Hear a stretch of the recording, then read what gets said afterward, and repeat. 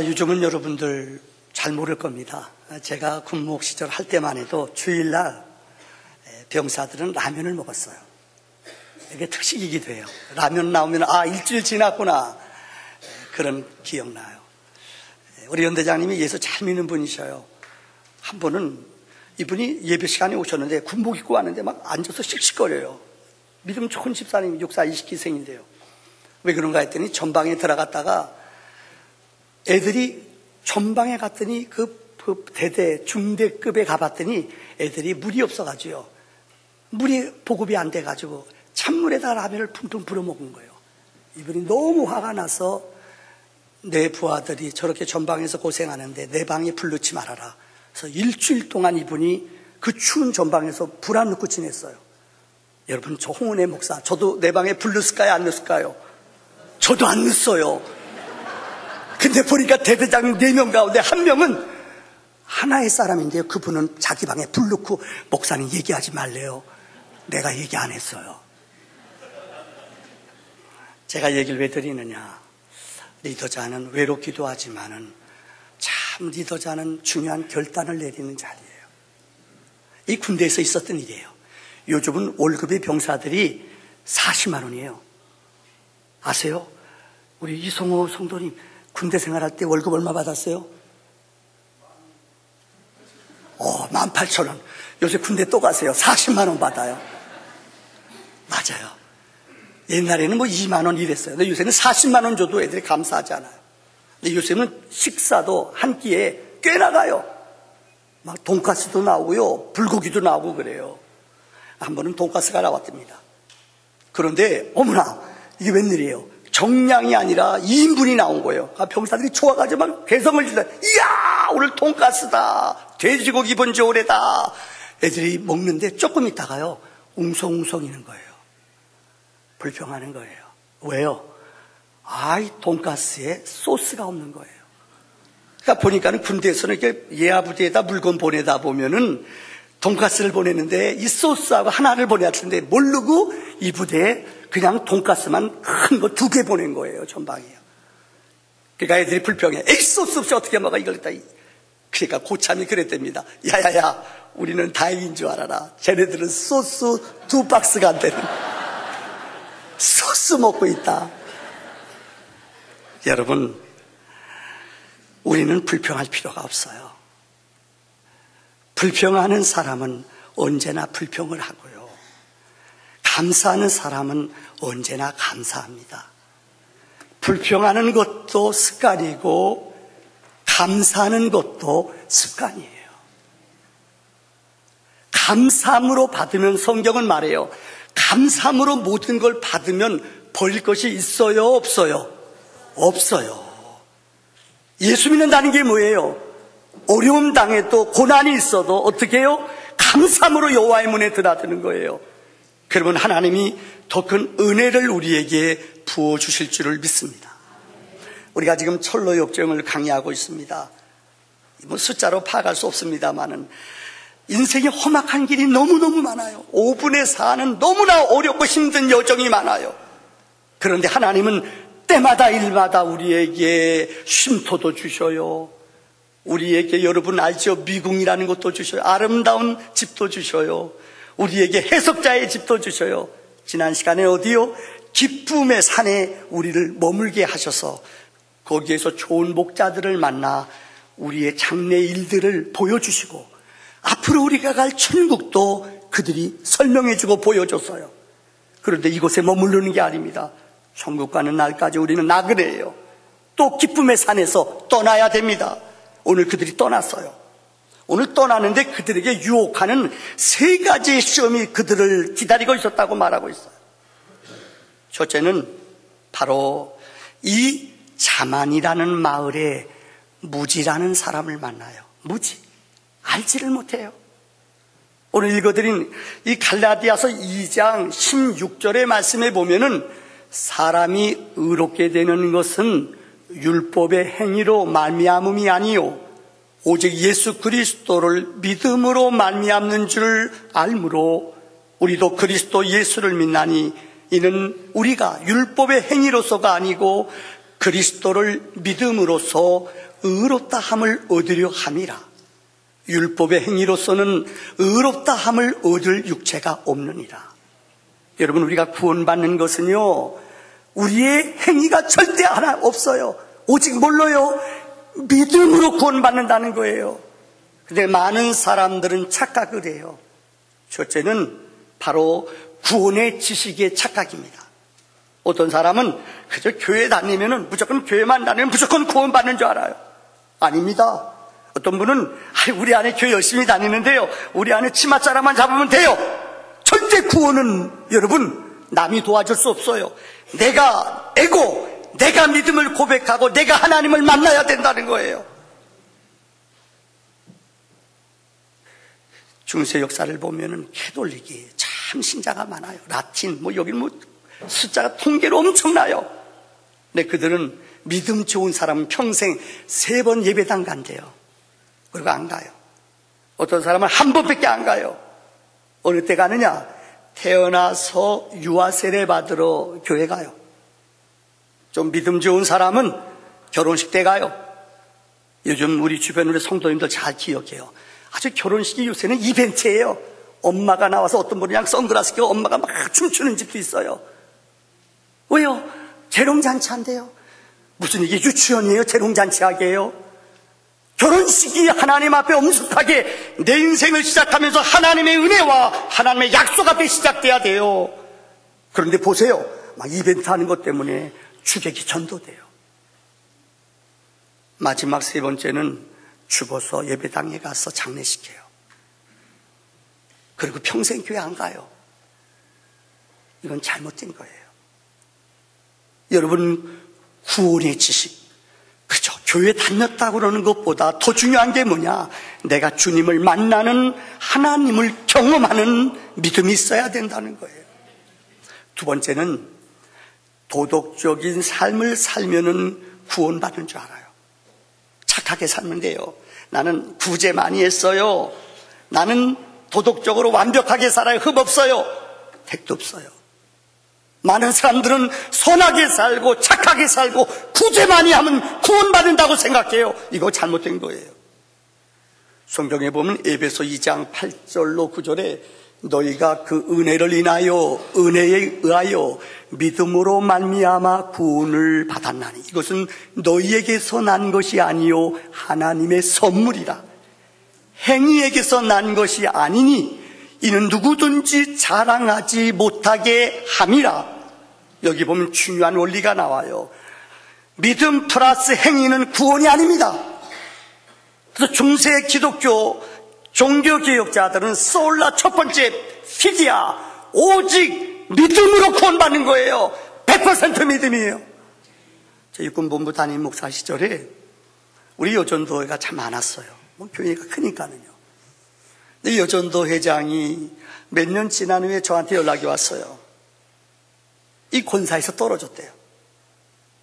믿음 생활 참 잘하는 가정인데 왜 그런가 물어봤더니 시험 보는데 이거에서 걸렸어요. 구원받는 거 어떻게 받습니까? 믿음으로 받습니다. 이러면 돼요. 근데 99%는 믿음이고요. 그래도 내가 착한 일 해야 하고요. 내가 좀 열심히 좀 헌신해야지 되죠. 이건 땡이에요. 잘못된 거예요. 우리가 구원받는 것은 오직 믿음으로, 예수의 보혈을 믿음으로 100% 믿음으로 구원받는 줄 믿습니다. 내 끝까지 고집부려요. 아니에요. 내가 좀 선한 일 해야 된대요. 내가 좀 착한 일 해야 된대요. 이거 아닙니다. 도표를 그리자면 다음 장 보세요. 여러분, 너희가 그 은혜로 인하여 믿음으로 말미암아 구원받았나니 이것은 하나님이 선물이라고 그랬어요. 구원은 은혜와 믿음으로 받는 거예요. 여기에 행위가 들어가면 안 돼요. 행위가 빠져야 돼요. 그럴 때 우리는 구원받는 거예요. 여러분, 이거 산수입니까? 이거 수학입니까? 수학이래요. 여러분 보세요. 리꼬르 있잖아요. 이쪽 거는 이리 넘어올 수 있잖아요. 우리가 구원받는 것은 은혜와 믿음으로 받는 거예요. 구원받은 사람이 너무 감격해서 하나님이 나를 구원해 주셔서 감사해서 이것은 너무너무 감격하고 기뻐해서 우리가 행위를 드리는 거예요. 여기에 포함되는 것이지 구원의 필수 조건이 행위가 아니라는 거예요. 이거 잊어버리지 않기를 바랍니다. 구원은 믿음으로 받는 것인 줄 믿습니다. 세 번째, 우리의 무지 가운데 하나는 종교적인 형식의 삶이에요. 마태복음에 보면은 바리새인과 세리가 하나님 앞에 와서 기도해요. 바리새인, 우리가 알다시피 매번 일주일, 전통적인 유대인들은 일주일에 이틀은 금식해요. 바로 수요일과 금요일 해 뜰 때부터 해질 때까지 금식해요. 경건한 사람들은요. 근데 바리새인들은 금식을 해요. 11조 칼같이 내요. 예배 안 빠져요. 근데 이가 와서 기도하는데 두 손 들고, 하나님, 나는 일주일에 2번 금식해요. 11조 해요. 거기까지 괜찮아요. 그런데 그 뒤에 세리가 와서 기도해요. 세리는 우리가 알다시피 세금을 거두는 사람, 이스라엘 사람들이 아주 싫어하는 사람이 세리예요. 왜요? 너무 돈을 많이 걷어가거든요. 근데 세리는 아버지 앞에 나오지 못해요. 맨 뒷자리에 앉아, 나는 죄인이에요. 나는 부족해요. 연약해요. 그런데 바리새인이 뭐라고 기도했는 줄 알아요? 나는 저 사람과 같지 않습니다. 왜 기도하면서 남을 비교해요? 쉽게 말하자면 내 나는 다르다는 거예요. 신앙생활하면서 그런 사람이 있어요. 좀 기도 많이 한다고 나는 너랑 달라? 목소리 들어봐. 할렐루야. 이러는 사람이 있어요. 이거 조심해야 돼요. 나는 은사 받았다, 방언 받았다. 더 크게 해요. 죄송해요. 그럴수록 더 겸손하고, 그럴수록 눈 깔지 말아요. 내려야 돼요, 여러분. 은혜 받은 사람일수록, 능력 있는 사람일수록 더 교회에서는 스프리 말하면 안 돼요. 그런데 이걸 몰라요, 사람들이. 바리새인처럼 나 뭐한다, 성경 몇 번 읽었다. 이게 잘못하다 보면 내 의와 자랑이 될 수 있다는 거예요. 네 번째는 안일함으로 살아가는 가치관. 성경에 본 대표적인 사람이 엘리라는 사람이 나옵니다. 여러분, 사사시대와 이스라엘의 왕국시대를 연결짓는 사람이 누군가? 바로 사무엘이라는 선지자예요. 사무엘이 아기를 못 낳는데, 이 아버지 한나와 엘가나와 한나가 아기를 못 낳는데 이 아이를 낳았어요. 그래서 성전에 드리지요. 그때 제사장이 누구였어요? 엘리라는 제사장이었어요. 엘리는 성전에서 나이가 많이 먹었어요. 영적인 분별력이 떨어졌어요. 그래서 자기 두 아들 홈니와 비느하스라는 두 아들들이 얼마나 개망나니로 살았는지 몰라요. 성전에 드려질 아름다운 구별된 예물을 먼저 지네들이 먹어요. 성전에서 일하는 이 여인들을 성적으로 범해요. 근데 엘리는 책망하지 못했대요. 한 번은 블레셋 사람들이 이스라엘을 쳐들어왔어요. 이스라엘 오합지졸이 영적으로 다운됐어요. 누구도 나갈 사람이 없어요. 그때의 홈리와 비느하스가 아버지 허락도 안 받고요, 하나님의 법궤 언약궤를 전쟁터에 가지고 나가요. 왜요? 성경에 보면은 이스라엘 백성이 행군할 때에 요단강을 건널 때에도 항상 법궤를 맨 앞에 내세우고 제사장들이 이 물속에 요단강에 발을 담궜더니 요단강이 갈라져서 백성들이 다 건넜다는 거예요. 이스라엘 백성이 가나안에 도착했어요. 난공불락에 어마어마한 큰 성이 있어요. 이게 여리고성이에요.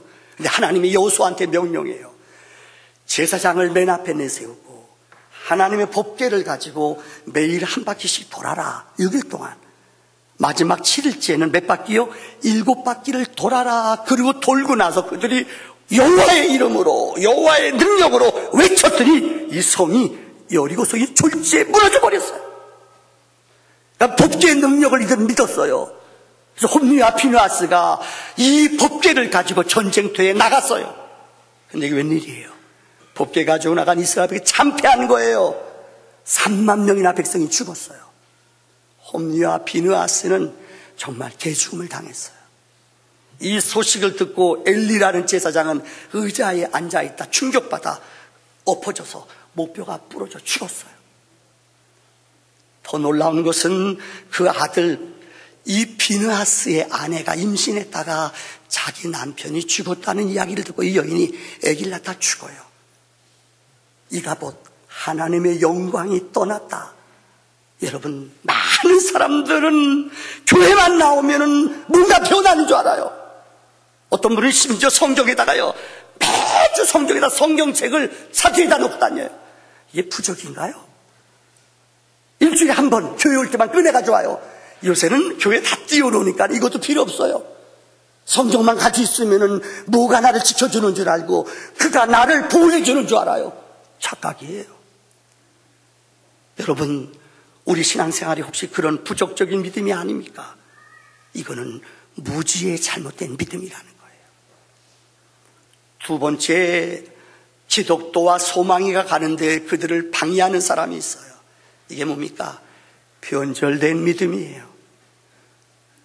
변화된 믿음, 변질된 믿음. 여기 그림에 보면은 변질자가 있어요. 여기 보면은 변덕스러운 신자, 저주받은 배교자라는 말이 있어요. 여러분, 리차드 차슨이라는 사람이 쓴 책 가운데 사랑은 사소한 일에도 상처를 입는다 책을 쓴 책이에요. 아마 여러분 이분이 쓴 책 기억날 거예요. 예전에요. 사람은 사소한 것에 목숨을 건다. 들어보셨죠? 참 재밌는 책이에요. 인생 살아가면서 사람들이 싸우는데 큰 것 가지고 절대 안 싸워요. 사람들은 사소한 것에 목숨을 건다는 책을 썼어요.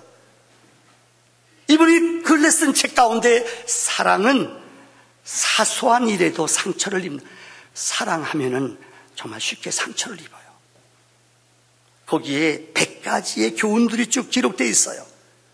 그 중에 첫 번째가 뭔지 알아요? 환상을 갖지 말라. 사람은, 이 책의 내용이 결론이 뭐냐? 사람은 변해요. 한번 따라 합시다. 사람은 변해요. 그 사람 너무 믿지 마세요. 오늘 우리 2부 예배 때 등록한 우리 신혼부부가 있어요.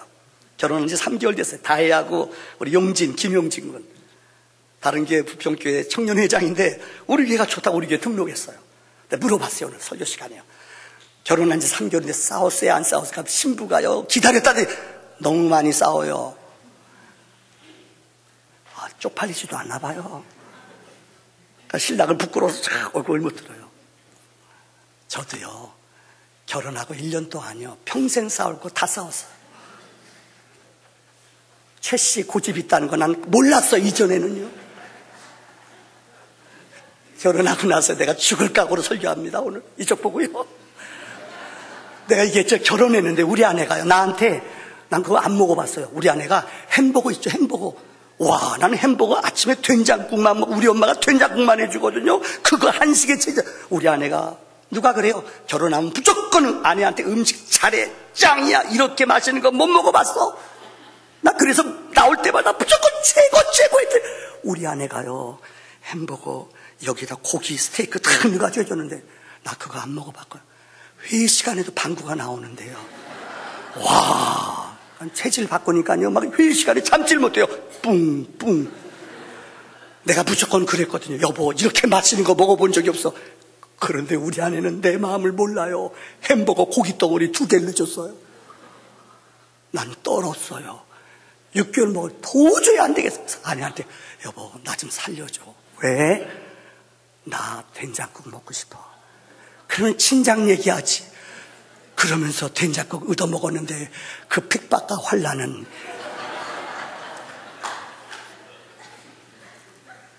여러분 다르잖아요. 요즘은 뭐 안 싸우자. 왜 싸워요? 이제는 가족인데 우리 아내가 뭐라고 하면 가족끼리 왜 싸우네요. 이제는 우리 아내가 의리로 산대요. 자기는. 사람은 변해요. 거기 내용이 이거예요. 웃어 넘기는 법을 배워라. 그냥 웃어 넘기면 되는데 그거 따지면은 피곤하고 힘들어요. 여러분, 떨쳐버려. 포기할 건 빨리 포기하라는 거예요. 이 책의 내용이 그거예요. 한마디로 사랑하기 때문에 우리는 쉽게 그것을 떨쳐버리지 못해요. 이게 인간이에요. 소크라테스는 인간의 가장 큰 죄악이 무지라고 말했어요. 헬라 철학에서는 사람의 제일 무서운 죄악이 교만이래요. 단테라는 사람은 신곡을 썼지요. 세계에서 제일 많이 읽혀지는 책이 성경. 그 다음에 철로역정, 그 다음에 단테의 신곡이에요. 근데 우리 기독교 입장에서는 단테 신곡을 우리는 믿지 않습니다. 왜요? 거기 보면 세 편으로 나뉘어져요. 천당과 지옥, 또 뭐가 있죠? 가운데 연옥이라는 게 있어요. 연옥은 캐톨릭에서 얘기하는 교리예요. 우리 기독교는 연옥을 믿지 않아요. 중간에 가 있는데 헌금 많이 하면 이 지옥 같은 영혼이 올라온다는 거예요. 이건 말도 안 돼요. 근데 단테의 신곡 가운데 지옥편이 있어요. 지옥의 제일 끝자락에 가 있는 세 사람이 있대요. 둘째는 누구요? 가룟 유다. 둘째는 누구요? 여러분 시저의 양아들이었죠. 아버지를 죽이잖아요. 그때 시저가 죽어가면서 너 맞아 죽어요. 배신자예요. 브루투스는. 또 하나 키시오스. 이 배신자들은, 변절자들은 가장 지옥 밑자리에 있다고 그 단테는 우리에게 말해주고 있어요. 여러분, 우리 한국 교회 역사를 보면은 우리 김일성 이분의 집안은 정말 대단한 기독교 집안이야. 띄워주실래요? 아버지 이름이, 이 김일성 어머니 이름이 강반석이에요. 근데 강반석은 그 아버지가 바로 강도둑이라는 이북에서 아주 유명한 장로님이셨어요. 이북의 소문학교, 오산학교 다 이북에서 넘어온 학교잖아요. 이 창덕학교라고, 창덕 여중고대죠. 창덕학교 교장이에요. 지식인이기도 하고 믿음이 훌륭하셨어요. 그런데 이 강반석과 김영진과 그 둘이 결혼했어요. 그래서 김일성을 낳았어요. 그러니까 그 집안이 대대로 예수 잘 믿는 집안이에요. 어머니 이름이 강반석, 믿음 있는 집안 아니에요. 누가 봐도요. 그런데 이 삼촌 가운데 육촌 동생인 강양욱, 이분은 목사였어요. 집안이 다 목사, 장로 집안이었어요. 그런데 이분은 조선 기독교연맹 중앙위원장이에요. 얼마나 이 사람이 못된 짓을 했는가 하면은 이북의 사람들이 종교의 핍박과 어려움을 느끼고 많은 사람들이 남한으로 다 넘어왔어요. 그래도 한 20, 30%는 북한 땅에 그대로 남아있는 사람이 있었어요. 참 지나간 얘기지만 너무 안타깝지요. 우리 교계에도 신학교 교수 지도자들이 북한 땅에 많이 끌려갔어요. 나중에 들려온 소식 전부 다 총사로 죽었어요. 근데 이 앞장섰던 사람이 누구냐? 삼촌 강영욱이에요. 어린 시절에 김일성은 5학년 때부터 6학년 때까지 할아버지 집에서 2년 동안 머물면서 신앙교육을 잘 받았대요. 강양욱 삼촌이 자기에게 신앙교육을 잘 시켜줬대요. 그런데 그가 공산주의는 무신론자 아니에요. 우리가 양보할 수 없는 것 있어요. 공산당들이 운동권이 제일 싫어하고 무서워하는 게 누구냐? 기독교인이에요. 우리는 유물사관을 안 믿거든요. 영적인 존재를 믿거든요. 노동가치서를 믿지 않거든요. 제일 마르크스가 무서워하고 싫어했던 게 기독교 신자들이에요. 우리 목숨 걸고 싸우거든요. 그런데 이 강양욱이 83년도 세상 떠났어요. 그때까지 이북의 교회들이 얼마나 많은 줄 알아요? 그 사람들을 이 조선, 이 기독교 연맹에 가입하게 해요. 그리고 아세요? 교회를 다 없앴어요. 성직자들 거의 다 죽었어요. 김일도 목사라고 들어보셨죠? 평양의 제일 유명한 깡패예요. 이분이 선교사님 전도받고 예수 믿고, 정말 이분은 욕쟁이에요. 깡패기 때문에 보스였어요. 얼마나 힘세고 욕 잘하는지 몰라요. 그래서 이분이 집회 가면은 마냥 욕 많이 했대요. 저는 흉내 내볼까요? 안 해요, 제가요. 김일도 목사님 근데 능력이 많아서 치유도 많이 했대요. 이분도 안 넘어왔어요. 76살에 돌아가셨는데요. 여러분, 유엔군이 참전해서 북한까지 다 압록강까지 올라갔잖아요. 내려갑시다. 이 목사님 갈등이 왔대요. 교인들을 두고 내가 어찌 나만 살자고 내려가는가. 디미도 목사님이 안 내려왔어요. 나중에 들려오는 얘기예요. 이렇게까지 어려울 줄 몰랐대요.